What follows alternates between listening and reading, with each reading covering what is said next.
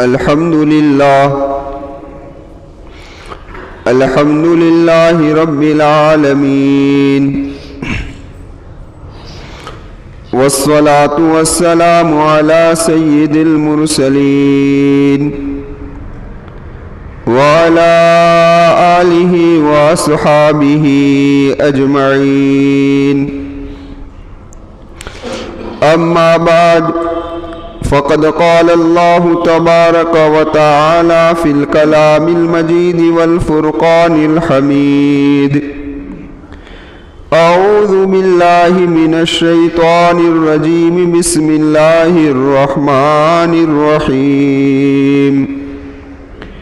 وابتغ فيما آتاك الله الدار الآخرة ولا تنس نصيبك من الدنيا وأحسن كما أحسن الله إليك ولا تبغ الفساد في الأرض إنه لا يحب المفسدين. صدق اللہ العظیم.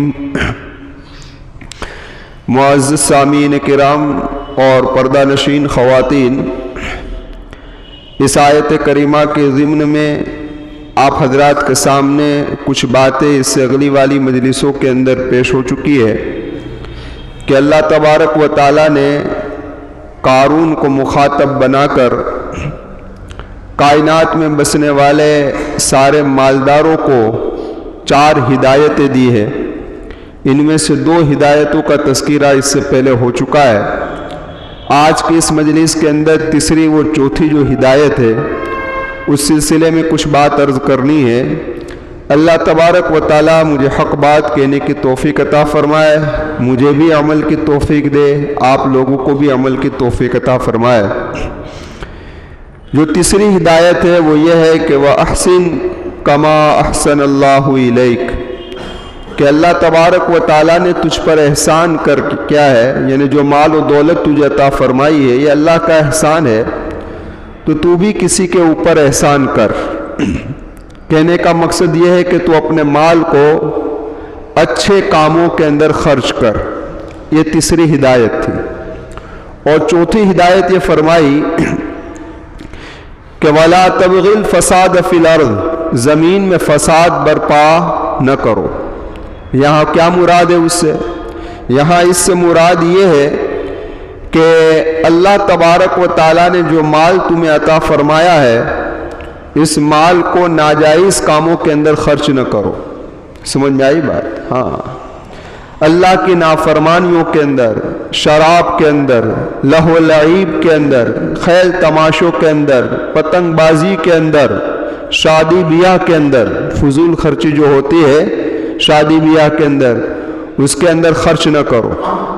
یہ بھی وَلَا تَبْغِ فَسَادَ فِي الْأَرْضِ کے اندر شامل ہے.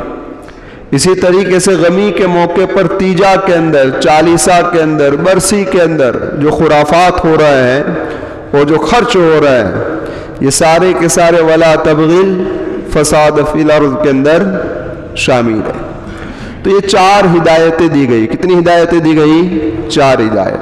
خیر، الغرض کہنے کا مقصد یہ ہے، دیکھیے ایک صحابی رسول فرماتے ہیں کہ ہم لوگ بیٹھے ہوئے تھے تو اللہ کے محبوب صلی اللہ علیہ وسلم تشریف لائے. کننا فی مجلس فجاء النبی صلی اللہ علیہ وسلم، اللہ کے محبوب آئے، تشریف لائے، اور علی رأسہ اثر ماء، اللہ کے محبوب صلی اللہ علیہ وسلم کے سر پر پانی کا کچھ اثر تھا، یعنی آپ ابھی تازہ غسل کر کے تشریف لائے تھے. تو صحابی رسول نے میرے محبوب سے پوچھا، اللہ کے محبوب کو فرمایا کہ آج آپ بڑے خوش و خرم نظر آ رہے ہیں. تو میرے محبوب نے فرمایا جی ہاں. صحابی رسول فرماتے اللہ کے محبوب صلی اللہ علیہ وسلم ہمارے درمیان کے اندر کیا کر گئے؟ بیٹھ گئے. یہ میرے محبوب کی تواضع تھی اور یہ سنت محمد صلی اللہ علیہ وسلم ہے کہ آدمی کہیں بھی بیٹھے تو وہ اپنی شان کو نہ جتلائے. اس کا بیٹھنے کا انداز ایسا نہیں ہونا چاہیے، اس کا طریقہ ایسا نہیں ہونا چاہیے کہ جس سے آدمی کو ایسا لگے کہ یہ آدمی اپنی شان جتلا رہا ہے. جس کو کہتے ہیں کہ VIP. اللہ کے محبوب ہر ایک کے ساتھ کیا ہو جاتے تھے؟ مل جل جاتے تھے، پتہ نہیں چلتا تھا کہ میرے محبوب ہے. حضرت جابر بن سمورہ رضی اللہ تعالیٰ عنہ فرماتے ہیں میں اللہ کے محبوب صلی اللہ علیہ وسلم کی مجلس کے اندر 100 سے زائد مرتبہ بیٹھا ہوں. کتنی مرتبہ؟ ہاں. آگے فرمایا کہ اللہ کے محبوب صلی اللہ علیہ وسلم ہمارے درمیان کے اندر ہوتے ہیں اور آمنے سامنے اشعار بازی کرتے ہوتے تھے، اور کبھی زمانہ جاہلیت کے واقعات ہم اللہ کے محبوب صلی اللہ علیہ وسلم کے سامنے ایک دوسرے کو سناتے رہتے تھے. اللہ کے محبوب خاموش بیٹھے رہتے تھے، لیکن آپ کے چہرے پر اس سے کبھی ناراضگی ظاہر نہیں ہوتی تھی. ہاں، اب ذرا دیکھیے کہ آدمی جب خاموش ہو جاتا ہے تو بھی کبھی ناراضگی کی علامت ہوتی ہے کہ اس کو اچھا نہیں لگ رہا ہے، اس لیے کیا ہے بھائی؟ خاموش ہے. لیکن اس روایت کا آگے کا جو لفظ ہے ربما تبسم معہم، کہ اللہ کے محبوب ہماری ان باتوں کو سن کر کبھی مسکراتے بھی. تو آپ کا یہ مسکرانا یہ اشارہ کر رہا ہے کہ آپ کی یہ خاموشی ناراضگی کی وجہ سے نہیں تھی، ناگواری نہیں گزر رہی تھی اللہ کے محبوب صلی اللہ علیہ وسلم. تو فرمایا کہ ہم اللہ کے محبوب صلی اللہ علیہ وسلم کے سامنے بیٹھے ہوئے تھے اور آپس میں تذکیرے ہو رہے تھے، تو بات چلی ایک مرتبہ مالداری کی. کیا کس کی بات چلی؟ ہاں، مالداری کا چرچا ہوا ہے. پتا چلا یہ مالداری ایک ایسی چیز ہے کہ جس کے چرچے ہر زمانے میں ہوتے رہے ہیں. اس زمانے میں بھی ہوئے مالداری کا چرچا آپس میں ایک دوسرے کے سامنے. ہاں، ایک بات یہاں پر یہ نوٹ کر لیجئے کہ اس زمانے میں اور اس زمانے کے اندر فرق ہے. اس زمانے میں دولت کو وہ مقام دے دیا گیا ہے، وہ عزت و احترام دے دیا گیا ہے کہ بس اس کے بغیر تو کام چل ہی نہیں سکتا ہے نا. آج اخلاقیت، امانت، دیانت، دینداری، اس کو ہم نے پیچھے کر دیا، مالداری کو ہم نے آگے کر دیا. اس کی سیمپل اور اس کی مثال آپ کو چاہیے تو جب بچی کا رشتہ آتا ہے تو سب سے کوئی ماں باپ یہ نہیں دیکھتا کہ دیندار ہے، دیانتدار گھرانہ ہے، کیا ہے، نہیں. کیا دیکھ رہا ہے؟ دولت مند ہے کہ نہیں، مالدار ہے کہ نہیں، کیا کماتا ہے، کیا کرتا ہے، یہی دیکھا جا رہا ہے. ہم نے مال کو کیا کر دیا؟ مقدم کر دیا. اس سے تو بڑی بات یہ ہے کہ آج کسی کے پاس مال و دولت ہے تو ہم اس کو سلام بھی کرتے ہیں، اور اگر کوئی غریب اگر ہم کو سلام کرے تو شاید اس کے سلام کا جواب بھی ہم سے کون نہیں پڑتا. سمجھ میں آئی بات؟ تو الگر ہم نے یہ مقام دے دیا، ہم نے عزت و احترام کا درجہ دولت کو دے دیا. تو خیر نرد یہ کر رہا تھا کہ صحابہ کی مجلس لگی ہوئی تھی اور یہ مالداری کا تذکرہ ہوا. تو اللہ کے محبوب صلی اللہ علیہ وسلم نے فرمایا لا بأس بالغنى لمن اتقى الا لمن اتقى، کہ مالداری کوئی بری چیز نہیں ہے، میرے محبوب نے فرمایا، ہاں مگر پرہیزگاری کے ساتھ ہو. کس کے ساتھ ہو؟ تقوی کے ساتھ ہو، تب کوئی بری چیز نہیں ہے. یہاں ایک بات ایک سمجھنی ہے کہ میرے محبوب نے لا بأس کہا، پتا چلا دولت کو کوئی مقام نہیں دیا، کوئی حرج نہیں، بس یہ کہا. دوسری بات یہ سمجھنی ہے کہ مالداری کے بعد میں تقوی کیا ہے. تو اب اس کا مطلب یہ علماء نے یہ بیان فرمایا کہ مالداری کے بعد میں تقوی جو میرے محبوب اس روایت کے اندر فرما رہے ہیں، اس کا مطلب یہ ہے کہ حلال طریقے سے کمایا ہو. ایک دوسری بات کیا کہی؟ دوسری بات اللہ کے محبوب نے فرمایا یا لمن اتقى کے اندر جو داخل ہے کہ جو مال انسان نے حلال طریقے سے کمایا ہے اس کے اندر اسراف نہ ہو. ایک تبذیر ہے، ایک اسراف ہے. تبذیر کس کو کہتے ہیں؟ نافرمانیوں کے اندر خرچ کرنا، یہ تبذیر ہے. اسراف کس کو کہتے ہیں؟ کہ کر رہا ہے تو جائز جگہ پر لیکن ضرورت سے زیادہ. صحابہ کرام کے نزدیک یہ نہیں تھا. صحابہ فضول خرچی سے بہت بچتے تھے. اور اللہ کے محبوب صلی اللہ علیہ وسلم کا تو معمول یہ تھا کہ مال آیا تو اللہ کے راستے میں خرچ کر دیا. یہاں تک کہ اللہ کے محبوب صلی اللہ علیہ وسلم پر مال آتا اور ختم ہو جاتا تو آپ یہ کہہ دیتے تھے, کوئی سائل آتا تو آپ یہ فرماتے تھے کہ کسی کے پاس سے قرض لے لے, میں ادا کر دوں گا, میں ادا کر دوں گا. ایک مرتبہ اللہ کے محبوب صلی اللہ علیہ وسلم کی خدمت کے اندر مال آیا, بہت مال آیا. صبح سے لے کر شام تک میرے محبوب نے سارا کا سارا مال تقسیم کر دیا. جب مال تقسیم ہو گیا تو اس کے بعد ایک شخص آیا اللہ کے محبوب صلی اللہ علیہ وسلم کے پاس اپنی حاجت و ضرورت کو لے کر. تو میرے محبوب نے فرمایا فلاں آدمی سے آپ قرض لے لو. کیا کہا؟ آپ قرض لے لو, میں آپ کے قرض کو ادا کر دوں گا. حضرت عمر رضی اللہ تعالیٰ عنہ اس مجلس کے اندر بیٹھے ہوئے تھے. تو حضرت عمر رضی اللہ تعالیٰ عنہ نے فرمایا اے اللہ کے محبوب صلی اللہ علیہ وسلم, مال تھا وہاں تک تو آپ دیتے رہے, آپ نے کسی کو منع کیا نہیں, مال ختم ہو گیا, لیکن اب یہ اپنے سر پر اتنا بوجھ لینا. حضرت عمر رضی اللہ تعالیٰ عنہ کا یہ جملہ میرے محبوب کو ناگوار گزرا.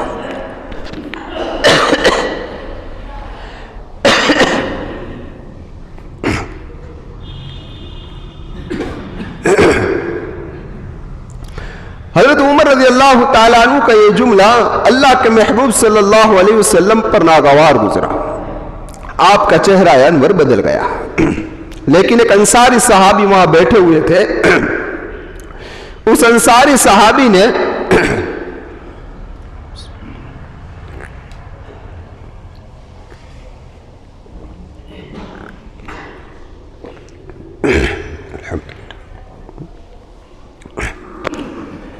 ایک انصاری صحابی وہاں بیٹھے ہوئے تھے. تو اس انصاری صحابی نے میرے محبوب صلی اللہ علیہ وسلم سے فرمایا اے اللہ کے محبوب صلی اللہ علیہ وسلم خرچ کیجئے, اللہ تبارک و تعالیٰ کی طرف سے کمی سے نہ گھبرائیے. یہ سن کر میرے محبوب صلی اللہ علیہ وسلم کے چہرے پر خوشی کے آثار ظاہر ہو گئے اور کہا کہ اسی کا مجھے حکم دیا گیا ہے کہ میں خرچ کرتا رہوں. تو یہ وہ احسن کما احسن اللہ الیک, مال آیا دے دیا, خرچ کرتے رہے, یہ ایک طریقہ. دوسرا طریقہ محمد رسول اللہ کا یہ تھا کہ اپنے پاس نہ ہوتا تو قرض لینے کا کہہ دیتے اور قرض کی ذمہ داری اپنے اوپر لے لیتے. تیسرا طریقہ اللہ کے محبوب صلی اللہ علیہ وسلم کا یہ تھا کہ اگر کوئی مانگنے کے لیے آیا آپ کے پاس نہیں ہے تو آپ جانتے کہ فلاں صحابی صاحب مال ہے تو اس کے حوالے کر دیتے تھے, تو وہیں سے لے لو. سمجھ میں آئی بات؟ ایک مرتبہ ایک شخص آیا اور آ کر اللہ کے محبوب سے اپنی حاجت کو پیش کیا. میرے محبوب نے کہا حضرت عثمان کے پاس جاؤ اور لے لو. کہاں بھیجا بھائی؟ حضرت عثمان غنی رضی اللہ تعالیٰ عنہ کے پاس. وہ آدمی حضرت عثمان غنی رضی اللہ تعالیٰ عنہ کے گھر کے قریب پہنچا ہے اور باہر ہی کھڑا ہے. مغرب کے بعد کا وقت تھا. کون سا وقت تھا؟ مغرب کے بعد کا. اب حضرت عثمان رضی اللہ تعالیٰ عنہ اپنی بیوی کو ڈانٹ رہے ہیں. کس بات پر ڈانٹ رہے ہیں؟ کس بات پر ڈانٹ رہے ہیں؟ اس بات پر ڈانٹ رہے تھے کہ جو دیوا ہوتا ہے نا اس کی واٹ کچھ زیادہ نکال دی تھی جس کے بنا پر تیل زیادہ جلتا تھا, تو اس پر ڈانٹ رہے تھے. ذرا اندازہ لگاؤ کہ حضرت عثمان اپنی بیوی کو ڈانٹ رہے ہیں اور حضرت عثمان کی بیوی کون کون ہے؟ ارے میرے آقا و مولا محمد رسول اللہ کی صاحبزادی, میرے محبوب کی صاحبزادی کو ڈانٹ رہے ہیں اس بات پر کہ واٹ کچھ زیادہ نکلی ہوئی تھی, تیل کچھ زیادہ جل رہا تھا. وہ آدمی سوچنے لگا کہ جو آدمی اپنی بیوی کو صرف واٹ کے زیادہ لگانے پر ڈانٹ رہا ہو وہ مجھے کیا دے گا، وہ مجھے کیا دے گا، واپس چلا آیا۔ لیکن بڑوں کی عادت ہوتی ہے کہ جب کسی کے پاس بھیجتے ہیں نا تو پھر پوچھتے بھی ہیں کہ کیا ہوا۔ تو دوسرے دن وہ شخص جب اللہ کے محبوب صلی اللہ علیہ وسلم کی ملاقات ہوئی تو اللہ کے محبوب نے پوچھا بھائی کل ہم نے آپ کو حضرت عثمان کے پاس بھیجا تھا، کیا ہوا؟ تو اس نے پوری داستان سنا دی کہ اللہ کے محبوب میں تو پہنچا مغرب کے قریب وقت تھا، اس طریقے سے ہوا، حضرت عثمان اپنی بیوی کو اس طریقے سے ڈانٹ رہے تھے، تو میں نے کہا کہ اب کیا یہاں سے ملنے والا ہے، تو میں واپس چلا آیا، پوری داستان سنا دی۔ اللہ کے محبوب نے واپس بھیجا کہ جاؤ آج، اور تاکید سے کہا کہ ان سے کہو کہ میری یہ ضرورت ہے۔ اب اللہ کے محبوب کا حکم تھا تو وہ شخص حضرت عثمان رضی اللہ تعالیٰ عنہ کے پاس واپس گیا اور جا کر اپنی درخواست کو پیش کی۔ جتنا کہا اس سے کہیں زیادہ حضرت عثمان نے انہیں عطا فرمایا۔ تو وہ شخص سوچ رہا ہے کہ ماجرا سمجھ میں نہیں آ رہا ہے، تو پھر اس نے پورا واقعہ سنایا کہ حضرت میں گزشتہ کل بھی آیا تھا لیکن یہ ماحول دیکھ کر میں واپس چلا گیا۔ تو حضرت عثمان رضی اللہ تعالیٰ عنہ نے فرمایا کہ تم نے ہمیں پہچانا نہیں ہے، ہم محمد رسول اللہ کے منشا پر چلنے والے ہیں، میرے نبی کی چاہت پر ہم چلنے والے ہیں۔ نبی نے جہاں کہا یہاں خرچ نہیں تو نہیں، نہیں تو نہیں۔ میرے محبوب نے فرمایا اسراف نہیں، فضول خرچی نہیں تو نہیں۔ ہاں اگر یہ واٹ زیادہ ہے اور دیپ زیادہ جل رہا ہے یعنی کہ تیل زیادہ تو یہ فضول خرچی ہے نا۔ آج ہمارے گھروں میں بے فام بتیاں جل رہی ہے، مسجدوں میں بھی جل رہی ہے۔ اسراف، ضرورت ہے اتنی جلاؤ، ضرورت نہیں ہے بند کر دو، سمجھے؟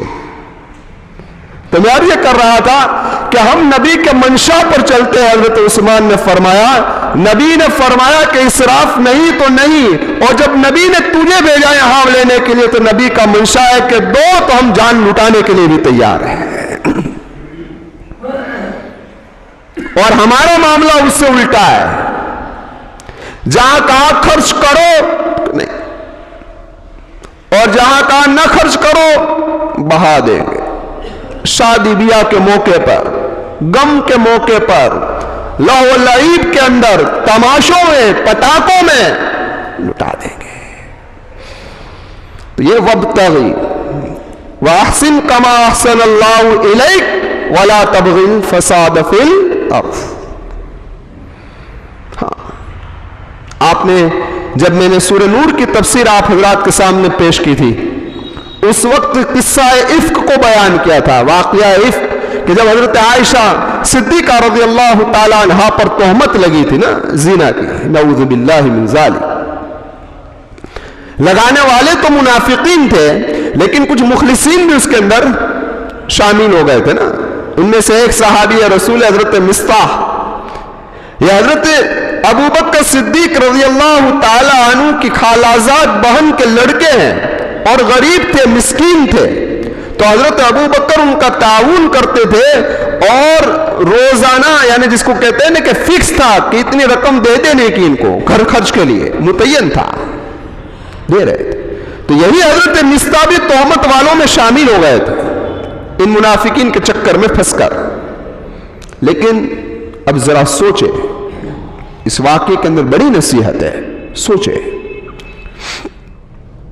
اپنی صاحبزادی پر تہمت لگا رہے ہیں مصطح، اور حضرت ابو بکر ان کو خرچ دے رہے ہیں۔ جب تک قرآن کریم کی آیت کریمہ نازل نہیں ہوئی اور واقعے کی حقیقت سامنے نہ آئی وہاں تک حضرت ابو بکر نے دینا جاری ہی رکھا، روکا نہیں، یہ نہیں دیکھا کہ میری بیٹی پر تہمت لگا رہا ہے، دے رہے ہیں۔ ہم ہوتے تو ہماری بلی ہم سے میاؤں، ہم اس کو دیتے ہیں، کھانا ہم کھلاتے ہیں، اناج ہم دیتے ہیں، سب کچھ ہم دیتے ہیں، اور آج اس نے میری بیٹی پر تہمت لگائی، کچھ نہیں دوں گا۔ آج ہمارا معاملہ یہ ہے، لیکن حضرت ابو بکر نے روکا نہیں، دے رہے، جا رہا ہے خرچ۔ لیکن جب کئی دن گزر گئے اور اس کے بعد قرآن کریم کی آیت نازل ہو گئی اور اس میں حضرت عائشہ صدیقہ رضی اللہ تعالی عنہا کی برات ظاہر ہو گئی کہ یہ منافقین کی طرف سے لگنے والی تہمت ہے، عائشہ بری ہے، تو اس وقت حضرت ابو بکر صدیق نے مصطح پر جو خرچ کر رہے تھے وہ خرچ کرنا بند کر دیا۔ اب یہ سوال ہوتا ہے کیوں بند کیا؟ اس بنا پر حضرت ابو بکر صدیق نے بند نہیں کیا کہ میری بیٹی پر تہمت اس نے غلط لگائی، اس لیے کیونکہ میری بیٹی ہے تو محمد رسول اللہ کی بیوی ہے، تو حضرت ابو بکر نے مصطح رضی اللہ تعالی عنہ پر جو خرچ بند کیا نسبت محمد رسول اللہ کے بنا پر کہ اس نے نبی کی بیوی کو داغدار کیا، اپنی بیٹی کی طرف نہیں دیکھا، نبی کی بیوی کی طرف دیکھا، اس بنا پر نسبت محمد رسول اللہ پر نفقہ کیا کر دیا؟ بند تو ہو گیا، لیکن مصطح بھی تو مخلصین میں سے تھے، مومنین میں سے تھے، یہ تو یہ منافقین کی چال میں پھنس گئے تو اس گناہ کا ارتکاب ہو گیا۔ تو قرآن کریم نے حضرت مصطح کی سفارش خود قرآن نے کی اور قرآن کریم کی آیت نازل ہوئی، کیا ہوئی؟ وَلَا يَأْتَلِ أُولُو الْفَضْلِ مِنْكُمْ وَالسَّعَةِ أَنْ يُؤْتُوا أُولِي الْقُرْبَى وَالْمَسَاكِينَ وَالْمُهَاجِرِينَ فِي سَبِيلِ اللَّهِ وَلْيَعْفُوا وَلْيَصْفَحُوا أَلَا تُحِبُّونَ أَنْ يَغْفِرَ اللَّهُ لَكُمْ وَاللَّهُ غَفُورٌ رَحِيمٌ۔ قرآن کریم کی آیت کریمہ نازل ہوئی، ایک طرف تو قرآن کی اس آیت نے حضرت ابوبکر کے مقام کو بیان فرما دیا کہ وہ بڑا فضل والا ہے، وَلَا يَأْتَلِ أُولُو الْفَضْلِ، کہ ابوبکر بڑے فضیلت والے ہیں، خود قرآن نے تصدیق کر دی، مہر لگا دی۔ پھر قرآن کریم نے دوسرا مسئلہ بھی حل کر دیا کہ ابوبکر مالدار ہے، لیکن اس نے مصطح کے اوپر جو پابندی لگا دی، جو نفقہ دے رہے تھے، کھانے کا خرچہ دے رہے تھے، اس کو جو بند کر دیا نا، ہاں تو فرمایا کہ چالو کر دو، قرآن نے چالو کروایا پھر، کیونکہ قرآن نے 3 صفتیں یہاں بیان فرمائی۔ ایک کیا کہا؟ اولی القربہ، تو یہ مصطح اولی القربہ میں سے بھی تھے، حضرت ابوبکر کے رشتہ دار میں سے تھے۔ پھر کیا کہا قرآن نے؟ اولی القربہ والمساکین، تو مصطح مساکین میں سے بھی تھے، والمہاجرین، اور مہاجرین میں سے بھی تھے، کر چالو کرو۔ اب ذرا دیکھیں آپ، جب یہ آیت کریمہ نازل ہوئی تو اللہ کے محبوب صلی اللہ علیہ وسلم نے حضرت ابوبکر صدیق کو بلایا، آؤ قرآن میں یہ آیت نازل ہو گئی ہے کہ وَلْيَعْفُوا، معاف کر دو، وَلْيَصْفَحُوا، چھوڑو، اور آگے فرمایا کہ اگر تم ایسا کرو گے تو أَلَا تُحِبُّونَ أَن يَغْفِرَ اللَّهُ لَكُمْ، اللہ تمہاری مغفرت فرما دے گا، اللہ تمہیں بھی معاف فرما دے گا۔ تو حضرت ابوبکر صدیق رضی اللہ تعالیٰ عنہ نے چاہا، میں بھی یہ چاہتا ہوں کہ اللہ مجھے بھی معاف کر دے، میری بھی مغفرت فرما دے۔ جیسی قرآن کریم کی آیت نازل ہوئی، حضرت ابوبکر نے پہلے سے ڈبل دینا شروع کر دیا، ایک روایت کے مطابق، اور قسم کھا لی کہ جب تک ابوبکر حیات ہے وہاں تک مصطح کو نفقہ ملتا رہے گا۔ یہ ہے، جب روکا تو منشاء محمد رسول اللہ کے مطابق روکا کہ اس نے نبی کی بیوی پر تہمت لگائی، اس نسبت سے روکا، اور جب دیا تو محمد رسول اللہ کے کہنے پر دینا شروع کر دیا۔ لیکن اس کی جگہ پر ہم ہوتے تو کیا کرتے؟ ہم سب شامل ہیں، ہاں کیا کرتے پتا ہے؟ مولانا تو ہماری بدیج بات ساچی ہے نا، آپ کی سب بات صحیح، قرآن سے دلیل دو، قرآن کی دلیل بھی صحیح، حدیث کی دلیل دو تو کہ حدیث کی دلیل بھی صحیح، مولانا آپ بالکل صحیح، لیکن یہ وہ مانس سے نے کہنا ساتھ وہ کروا جو نہ تھی، وہ ایسا آدمی ہے کہ اس لائق نہیں ہے. سمجھے؟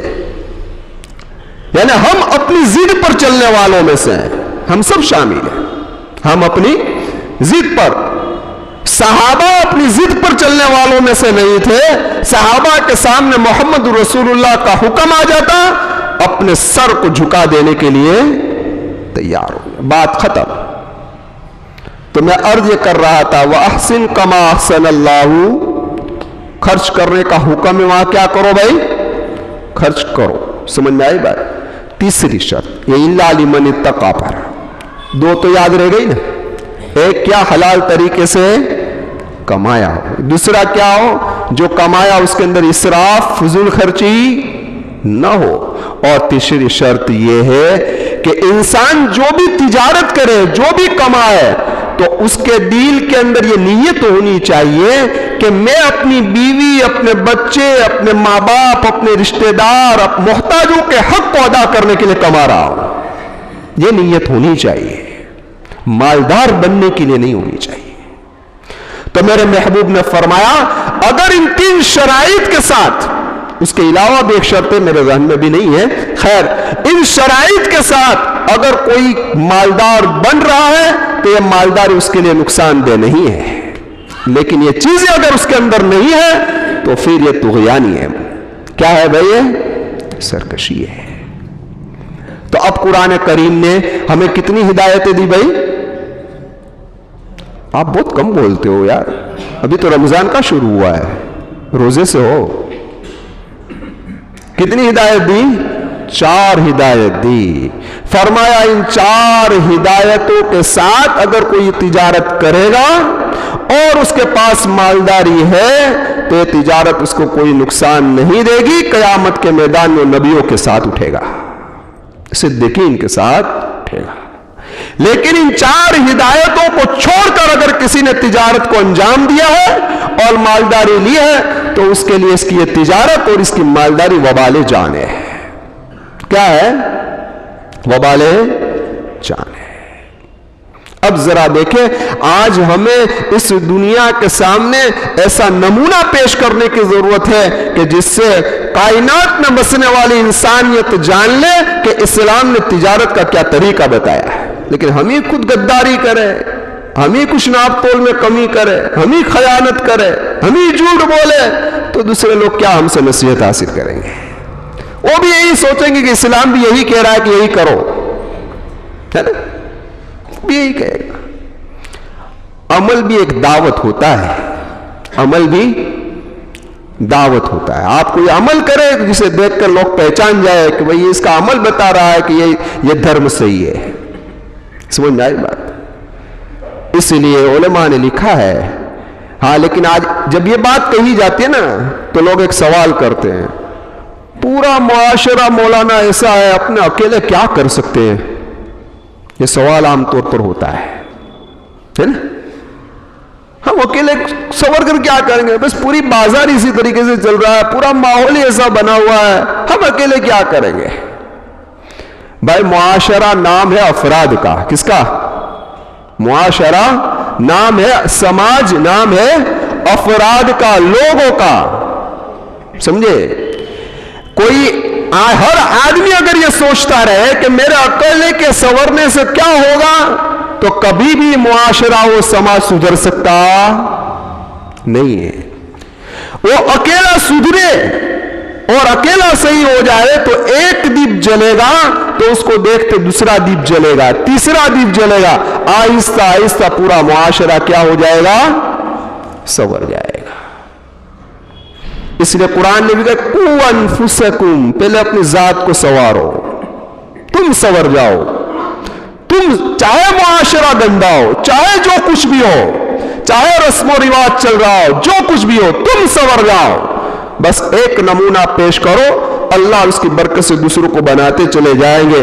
میرے محبوب جس دور کے اندر آئے اور جس معاشرے میں آئے وہ معاشرہ نہایت گندا معاشرہ تھا, ہے نا. ہر طرف عریانیت, ہر طرف بے حیائی, ہر طرف سارا کچھ پایا جاتا تھا. تو اگر اللہ کے محبوب صلی اللہ علیہ وسلم یہی سمجھ کر کے تو گنگا الٹی جا رہی ہے اور میں اس طرف جا رہا ہوں, ان موجوں کے مقابلے میں میں کیا کر سکتا ہوں؟ اور اللہ کے محبوب صلی اللہ علیہ وسلم ایسے ہی ہو کر خاموش رہے ہوتے تو آج ہم مسلمان ہوتے کون نہ ہوتے؟ ہاں، لیکن اس معاشرے کے خلاف اللہ کے محبوب صلی اللہ علیہ وسلم نے اپنی دعوت کو جاری و ساری رکھا. ہاں، پریشانی آئی، تکلیفیں اٹھائی، مصیبتیں آئی، قربانیاں دینی پڑی، لیکن نتیجہ یہ نکلا کہ آج 1/3 دنیا مسلمان ہے، لا الہ الا اللہ محمد رسول اللہ کی قائل ہے. تو یہ ذہن سے نکال ڈالو کہ میں اکیلا سنور کے کیا کروں گا، پوری بازار جھوٹ بول رہی ہے، میں سچ بولوں گا تو کیا ہو جائے گا. نہیں، اپنی ذات کو سنوارے. اللہ مجھے بھی صحیح سمجھ عطا فرمائے، اور اللہ مجھے بھی حق بات کے ساتھ عمل کرنے کی بھی توفیق عطا فرمائے. اللہ آپ تمام کو بھی. تو یہ الغرض یہ آیت کریمہ کے ضمن میں یہ تجارت کے باب کے اندر 3 بیانات ہوئے. اللہ تبارک و تعالیٰ ان تینوں بیانات کو قبول فرمائے اور ہم تمام کو صحیح طریقے سے تجارت کرنے کی توفیق عطا فرمائے. حلال تجارت نصیب فرمائے، حرام تجارت سے ہمارے اللہ حفاظت فرمائے. دیکھیے